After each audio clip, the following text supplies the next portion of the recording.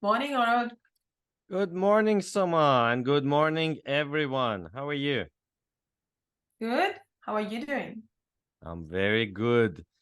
And it's quite interesting living in Melbourne, Australia, Soma. A couple of days ago, if you remember, you also told me that, there's a bushfire, right? A day Yes. after, it started raining, and I thought, oh, okay, good. So rain can help to stop the fire and control the fire. But Yep. the rain hasn't stopped for like 2 days, and now we have flooding. Oh my So gosh. Oh wow. That's from real. bushfire to flooding over 2 days. Oh gosh. Yes. Yeah, Maybe we humans need to be more considerate and mindful of how we are using nature so that we can stop all of this. I know. So how's things in Sydney? Yes, things are good in Sydney. It was really hot yesterday, but today is a nice, like weather. So quite enjoying it. But Good. coming back to our episode, let's get started because I'm really curious to hear what have you heard recently? Is there anything interesting that we can talk about today? Oh yeah, absolutely. So I was talking to a few people and they told me that Kanban is too difficult. So what do you Hmm. think, Soma? Do you think Kanban is too difficult? Well, it's a very good one and also a bit hilarious because the definition of difficult would depend, like it will vary from people to people. Hmm. So I would really like to understand that what does difficult mean? And again, like going back to the basics. So let's talk about things. Now, Kanban is not a framework, as we have discussed few episodes Hmm. earlier. So what could be difficult now? Well, sometimes people might think that is difficult because it's not prescriptive. Hmm. So again, depending on people's perspective, because Kanban doesn't tell you exactly what to do and how to do it. It rather gives you, like everything that is required for you to make the right decision. So sometimes maybe, like making those decisions could be difficult when you're new. But what do you think? What's your perspective on the word difficult and associated with Kanban?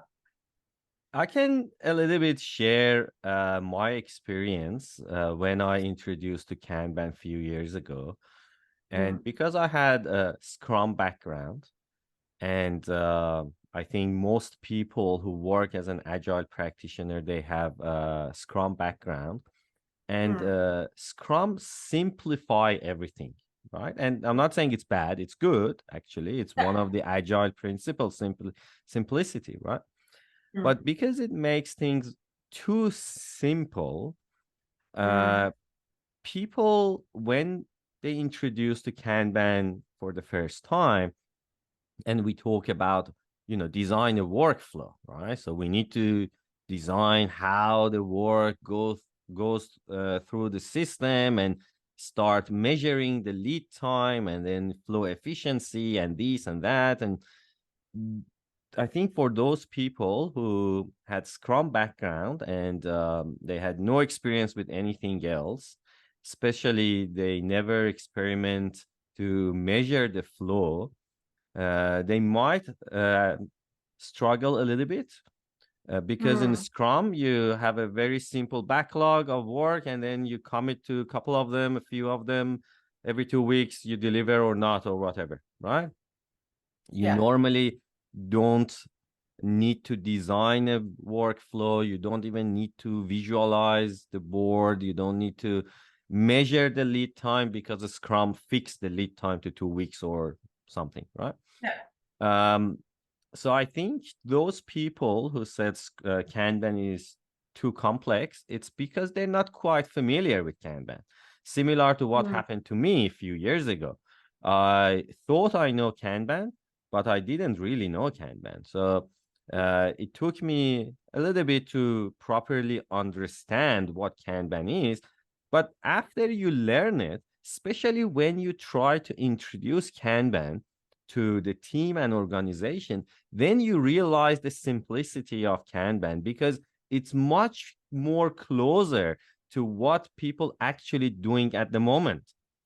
Yes. Instead, unlike Scrum, which what Scrum said, it's very different with how people work, especially in large organization. Mm. Well, I totally agree. And I have another view on this.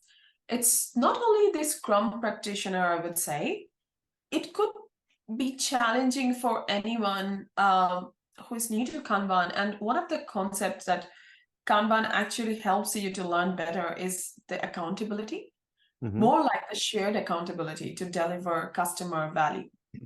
And that could be really like challenging in the beginning, because if you think about it, in normal teams, like, even if it's a Scrum team, so mostly the product owner, like the Scrum guide says that the product owner is responsible for the backlog, to prioritize the backlog, to understand what customer value means. The Scrum Master helps the product owner to maximize the value, and the team is there to deliver customer value. So the accountabilities are more like shared, and everyone is very much have their own way of just fulfilling that. But when it comes to Kanban, because it believes in the essence of the team, so the team is formed with like very skilled people. And that's what Kanban helps us to learn and also respect. So that means that you are not trying to segregate those duties. You can definitely do it, but then everyone is responsible for delivering quality, if you think about it. So when you think of all the small things that Kanban, like the values and the principles, helps us to understand also the practices, that could be more confronting in some way than other. Like, for example, understanding the lead time. Like as you mentioned, 2 weeks sprint in Scrum, you don't have to think about all those things. Here, you are actually focusing on measuring things. Like, you want to understand how much time do you take to deliver value to your customer. So when you are practicing Kanban, the team is responsible for gathering data, measuring things, and also getting the insights out of it. So now you are responsible, and everyone in a way is accountable to understand the lead time, the flow efficiency, the throughput. So it doesn't become one person's responsibility suddenly. Like when it comes to the Scrum team, in typical Scrum teams, it is always the Scrum Master who looks after the metrics, the data. It goes to the retro, they talk about it. But here it becomes suddenly everyone's job. And sometimes those things really could be challenging when you're starting with it. And also some of the practices, like, like if you think about it, Kanban promotes transparency in its true essence, because the data is there, the visualization, which is going to make everything very transparent, not only for your team, but also for your stakeholder, for your internal customers, external customers, if you're collaborating with them. So they can have a look at your board and see that where things are at, what are the delays, what is happening. And this is, again, sometimes could be difficult, not only for Scrum practitioner, but for anyone who is not used to those kind of transparency, and they come into I totally agree with you. People not comfortable necessarily to visualize their work and stuff like that. But you mentioned that in Scrum, Scrum Master is responsible to collect the data and stuff like that. I have different view. I don't think in Scrum it's necessarily Scrum Master's responsibility to collect the data. I said typically this is what happens. Oh, It's not mentioned in the Scrum guide. Sure. Because again, quality, if it is not everyone's responsibility and accountability, we can never ensure our customer is getting the highest, quality things at the end. But what happens in organization, based on our experience as coaches, when we go into team, we can see that, the roles and responsibility, it becomes a huge thing in the beginning when they are forming a team, and especially a new team, because this keeps coming up that, okay, who is doing what? That's right. Functions do we play? Yeah. And when this happens, most of the things goes to the Scrum Master, where they collect data, they make sure that, Mm, continuous improvement becomes their responsibility, and they get those data insights in retros and then gotcha. Yeah, facilitate the session. But if you ask me, it should again become everyone's responsibility, because I don't believe any of the framework has ever mentioned that, like, quality is not everyone's that's responsibility. right. So if we back to our topic, which is Kanban is too difficult. Another thing that people in my courses or when I talk to them, they mention about Kanban and they think Kanban is too difficult because um, for some reason, a lot of people, including experienced agile coaches, keep telling me that Kanban and theory of constraint, Kanban and little law, and Kanban and this formula and stuff like that. And those kind of, for example, theory of constraint, which is, again, it's not too complex. But theory of constraint is one thing, Kanban is another thing. I think Kanban and theory of constraint, they complete each other. For Yes. example, without Kanban board, it's very difficult to look at the constraint and, does whatever the theory of constraint talking about. But they're two different things. So I think we shouldn't, mix other stuff with Kanban, because Kanban, it's by itself. It can be actually, it's quite simple, It So as we discuss in multiple episodes, Mm. you just start with visualizing people's work. If they don't want to visualize the teamwork, or you know maybe they don't see themselves as part of a team, just Mm. visualize the individual work. That's it. And Yeah. maybe just visualize it for that individual itself. If that person is not comfortable to show what she's working on to the rest of the company, that's still okay to start with. Mm. So I think depends how we look at Kanban. If Yes. we And I understand people keep saying it doesn't matter if Kanban is a framework or it's not a framework or whatever. But as my point of view, based on my experience, people complicate Kanban because they look at Kanban as a framework and they Mm. want to follow each steps, right? Exactly. And force it to people. No, you have to use whip limit, and people not comfortable with the whip limit, right? Yeah. And or for example, you have to have only one work at a time. Now, who said one work? Maybe people happy to have two work or three works. We don't know. So don't overcomplicate Kanban. Just look at Kanban as something which has some principles and practices to help you, and you can pick whatever practices that suit you at the time. Today, maybe you don't need to put the whip limit. Let people to overload themselves first. Mm. Then you can say, don't you think you have lots of work in Exactly. progress? Do Yeah. you think it makes sense or helps you to have less work in progress? Yeah. That kind of thing. And gradually help people and coach people to improve.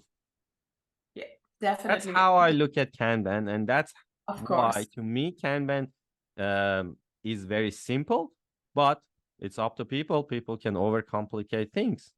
Yes. So when someone is telling you or that, Kanban is difficult, again, the why will depend. But I believe that one of the why is what you just mentioned, because people try to do everything at once. Mm-hmm. And again, like, only if people would focus on the change management principle in Kanban, which is like, start where you are now. And that's as simple as it says, that you don't have to do everything. Exactly. Yeah. Start where you are and what you can do. Not only you don't have to do, you shouldn't. Yes. And it's all about evolving by, Yeah. small experimentations. So the best part about Kanban is that, like, how it supports experimentation, and how that is part of it, one of its main practices. Because think about it, like, if you are trying to do everything, you wouldn't know what worked and what didn't work. That's right. Because in some team, maybe the whip limit wouldn't work. Mhm. And that's okay.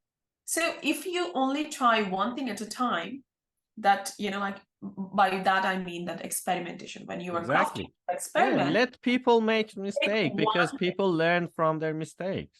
Exactly. And then if something doesn't work, you can always go back because the changes were so small. It's not going to disrupt the whole team in a bad way. Mhm. So you are learning things and then you can go back and try something else. And when you're trying things with Kanban, don't try like, massive big things like, just doing a whole big bang transformation kind of thing. Absolutely. Maybe small, like as you mentioned, visualizing your own work and see how it goes.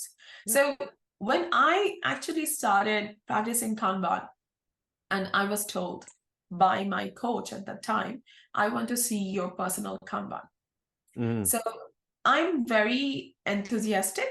And Mhm. what I would do, I would just, like take work Mm. because I'm like, yes, I can do that. I can do that. So what I noticed, and this is something that I've learned by visualizing. Yeah. And it was more like a, like a light bulb moment for me. Like, Mhm. wow, we can do this. So I had my first Kanban at the back of my door, Yeah. and I also sticky notes. I still You're remember. not talking about my personal account. Not that you have a beautiful one with like white paper chart and everything.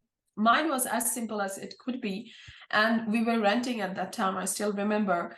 So I had just 3 columns, and I kept noticing my in progress would just grow bigger because those are the work I was doing outside my normal 9 to 5 day job. Mm. Like working for a conference or like contributing to a community, something like that event. So I was just noticing that the done column was so small, Yeah. in progress was so big, Mhm. because I just couldn't say no. I was like, yeah, like let's do it. How much would it take? And then I realized that how much of my energy was going. And when the done column wasn't getting bigger, it kind of demotivated me. And I actually thought about it that, okay, what can I do differently? So I paused. I paused taking any new work. I'm like, okay, until and unless I have like 2 things or 3 things in my in progress, I wouldn't say yes to anyone. So that means nothing in my to do. Mhm. That's what I did. And then, like once I moved things to done, I then started taking it. But at the moment, I'm very much mindful about it. Mhm. That, okay, what other things I'm working on outside my 9 to 5 job, so that I don't have a too big of a in progress column, Yeah. because we all have to limit our WIP. But sometimes you can only do that when you are visualizing. Absolutely. It's So this episode is getting a little bit too long, but just wanted to mention one thing before we summarize. The only thing in this world is fixed is time. Everything else is variable.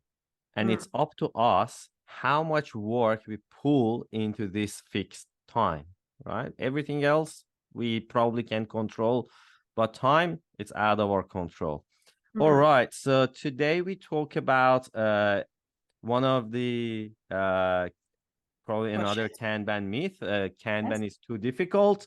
Yep. We talk about that Kanban is not too difficult. Probably people who have different background, they want to go through a very big change and they want to use all the Kanban practices at the same time, and that makes it too complex. And Yep. also combine it with theory of constraint and a lot of other stuff, which is good, but you don't have to do everything at once, and you can always introduce Kanban gradually, and you should introduce Kanban to people gradually based on the problem they have and their Exactly. And motivation. experiments. Don't And forget let them, yeah, experiments. Small exactly. experiments. So record their, results and then move from there. And also don't treat it as a framework, because it is Mhm. not. So you don't have to embed all the values and the principles and the practices at the same time. So one thing at a time. That's the best way to go about it. Absolutely. All right. Thanks everyone for listening and watching us today. And thanks, Soma. And have a very good day, everyone. We'll come back next week. And next week, Soma will be in Melbourne. So hopefully we Yeah, can. we can do something special, but Absolutely. today, well, enjoy the rest of the day, everyone. And thank you. Thank you, audience. Thank you Thanks, all. everyone. Have a good day. Bye.